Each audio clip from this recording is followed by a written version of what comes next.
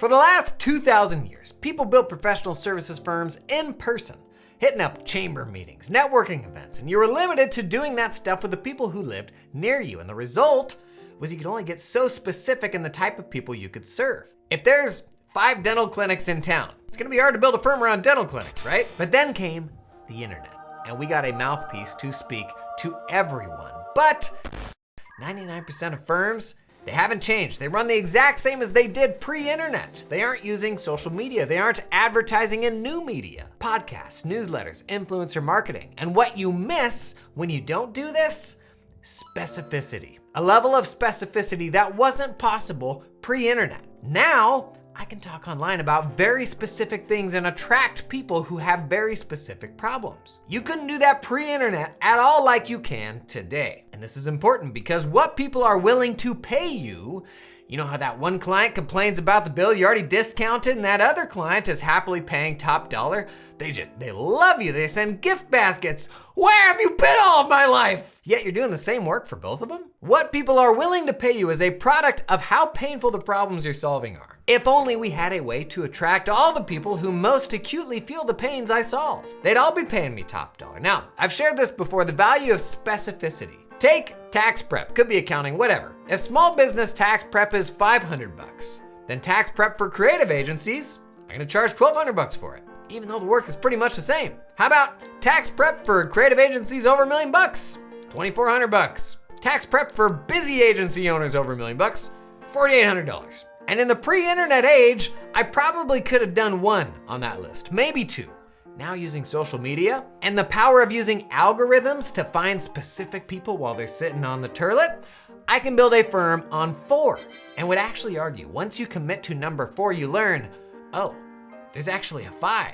And you look over here, there's a 6 and a 7. And at every step along the way, you find more specificity and people will pay you more to do the exact same work. Because at the end of the day, how do I build a better firm? I find a project that'll pay twice as much for the same work. I take it on, I cut out 3 legacy projects, and you're making the same money in 1/3 of the time. Then you take the next project. Then you go from 4 to 5, then from 5 to 6. You're now getting paid 3x, 4x the rates. That's the game. That's the journey we're all on. And it starts with getting specific, doubling down on a painful pain for a specific person. And how are we gonna find our first one? What is the portal to this specificity? Social media. Because civilization today, almost without exception, spends their idle moments scrolling an algorithm. It's the truth. Like it or not, that's where we're gonna find people. Here's how to do it. 11 tips to attract better clients on social media without having to burn years of your life building a following. Number 1, start with the platform that you enjoy. The thing that you'll stick to is the thing that you enjoy. When I started making videos, I realized this is really fun, and it meant I could work late and it didn't feel like a grind. It meant where other people were running out of steam, I was still chugging along. These days, every social media platform is plenty big enough to build a killer firm on. Don't overthink this, at least in the beginning, stick to the place you most enjoy. Number 2, be you, don't be a firm. We don't go on social media to follow brands. People wanna see your face, they wanna hear your voice. This doesn't mean you can't get help from your team, but it's 10 times easier to build around your identity than that of a firm. And you can always change it later. So if you're starting from scratch, start with your own identity. Up next, don't make it about you. I have a social media following, but still for every time I post my own stuff, I'm probably posting 20 times on other people's replies. Because it's not about you, especially not in the beginning.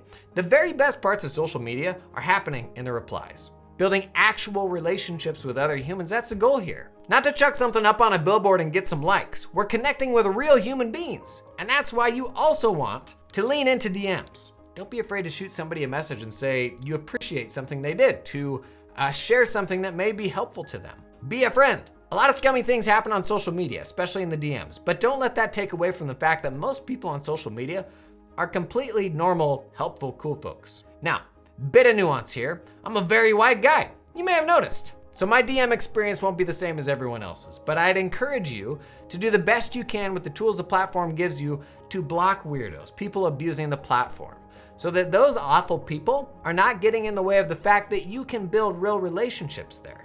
If you can, don't let those people win. Now, let's get specific. If you put out general business advice, you are up against every other person on the planet giving business advice. And I'm not gonna do it better than James Clear. But if you're the only one talking about compliance headaches for beekeepers. That bar, it just got a whole lot lower, which is great news because when you're just getting started, you're gonna suck at this. Now, the hard thing about getting specific will be getting over the allure of vanity metrics. More followers, more likes. Gang, hear me when I say you can build a killer business around a tiny following. This channel has less than 15,000 subs, if you're watching this on YouTube. But I could post a video tomorrow about how accounting works or tax advice that's for a totally different but much larger audience, and the video would get way more views than any of my other videos. But would that video be useful to you? It would not. Be true to who you're trying to speak to, even if it means you're never gonna be pulling loads of followers. There are a lot of creators with piles and piles of subscribers and no path to a meaningful business. You've already got the business, you're playing a different game. So instead, let's focus on the volume game. The best way to get better at social media is to do it a lot, to not overthink it. Don't get caught up on being perfect here. The best way to find people on social media is to be consistent. The average post will have a shelf life of under 24 hours. And if you're like me, inspiration doesn't strike every hour. Remember, even people that follow you and are scrolling social when you post likely will not get served most of the posts that you make in their algorithm. They just won't see them. Also, people have lives. They'll take a day off. Again, the goal is to turn up consistently. It's a volume game, and the more repetitions you get in, the better you're gonna get at it. Now, let's focus on pains. Keep the conversation focused. Build around, say, 3 pillars, 3 very specific pains that you solve for, and if possible, find pains better than tax or accounting pains, because everyone has those and any firm can say that they also solve those. But if I know something very specific about beekeepers, and they'll be impressed I know that thing, and I have a compelling solution for it, that's what I'm gonna put on blast. Now, I may also solve tax or accounting woes, but those aren't differentiating me from all the normies. I'm the one focused on bees. Bees? Beads. Beads? Don't be afraid to be a broken record. Overcoming spotlight effect is hard. You think everybody's looking at you and sees every little thing that you post. And the great news here is nobody gives a shit about you. We're not thinking about you. We're all focused on ourselves. You kidding me? Nobody's gonna remember you said that thing a week ago. They probably never even saw it. So, your job is to be a broken record, to talk consistently about your 3 pillar pains, and find 100 different ways to talk about those same pains. And a way that you can get help with this is by beginning to think in formats, reusing your best stuff. I'm a gentleman honey farmer. The only thing I've got back there are my bees. Beans? No, bees. Bees? I mean, it's just a great bit, right? So let's say one of your posts does really well. Think, is this something that I could replicate into a recurring format? Some examples of formats that I use. Accounting firm specialization of the week. Each week I generally share a specialization, how you could build it from scratch, along with a list of 50 other specialization ideas. Not because I want you to swipe that specialization, but I think going through those repetitions helps people think through how they could find their own. Another one I did for a while, the best accounting stuff on Reddit for the week. An easy one to put together because Reddit's always gonna keep churning out dumb stuff. Each Friday I do a post about the Q&A we do on our podcast. And the beauty of formats is you can develop a format for every day of the week if you want. It takes the pressure off of you to have novel things to say, and let you in on a secret. Once you've built out those formats, you can get help from your team because it's happening in a prescribed way. Now you can delegate the drafting of the post before finalizing it yourself, and you just took a big old step to making this easy. Now, 2 more tips I'll share, and this may be the biggest one.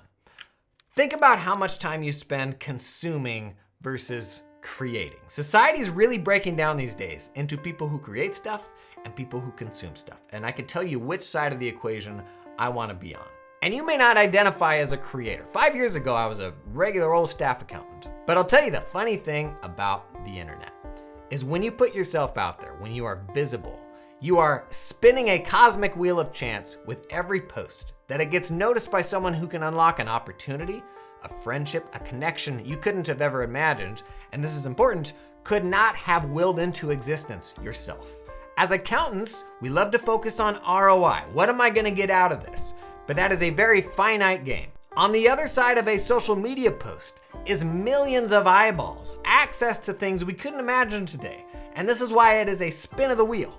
You don't know what's on the other side of each post. But by being the creator rather than the consumer, I'm the house. I'm the one set to benefit from every spin of the wheel, and if you're willing to commit a bit of time to leaning into that serendipity, you'd be amazed how much can change in a really short window of time. Now, last tip here, be a storyteller. You enable transformation. If you're solving meaningful problems, you're changing the lives of entrepreneurs. And too often we get stuck in our own technical stuff because that's where we live each day, in this like 800 IQ nuance that we think is cool, but our clients will never understand.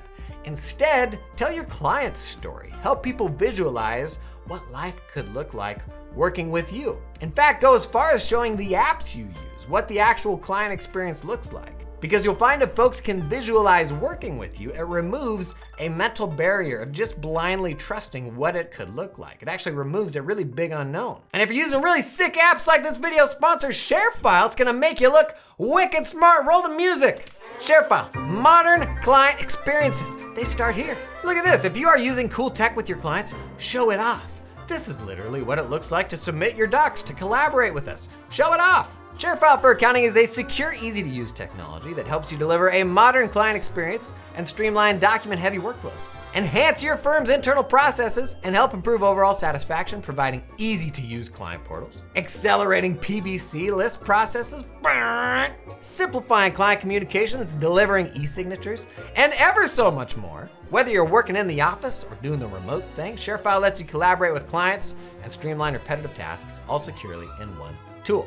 Not only that, but ShareFile for Accounting gives you complete visibility into document workflows, speeding up client services and helping your firm work more efficiently with fewer resources. It integrates with your existing processes and is optimized for tax, audit, and advisory engagements. Helps firms like yours keep your teams close.